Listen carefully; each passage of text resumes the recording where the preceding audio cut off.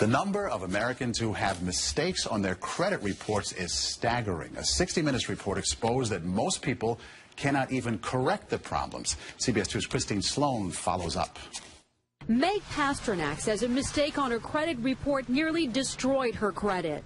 We had to present so much documentation to say this wasn't ours, and then we still had to pay something to get rid of it. Pasternak says it took months to resolve the problem. You feel kind of helpless because they got you under the gun if you need to get a new car or a house or for anything. Pasternak is not alone in her frustration. A new government study finds up to 40 million Americans have mistakes on their credit reports. But an investigation by Steve Croft on 60 Minutes finds most people get nowhere trying to correct an error. Ohio's Attorney General tells Croft that is a clear violation of a federal law. The federal law says that if you believe that there is a mistake, you can go to them and they have an obligation to do a reasonable investigation.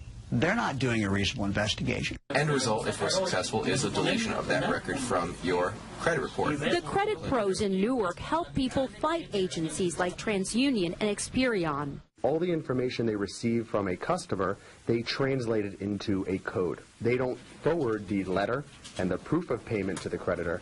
They just forward the 3-digit code. So the best way to protect yourself? Go directly to the creditor rather than going to the credit bureau themselves. Another good habit to get into, check your credit report periodically to make sure there are no changes. In Clark, New Jersey, Christine Sloan, CBS 2 News. And like 60 Minutes, we were unable to get an actual person at the 3 credit reporting agencies. 60 Minutes was referred to the spokesperson for the agencies, who provided a statement citing an industry-sponsored survey that showed 95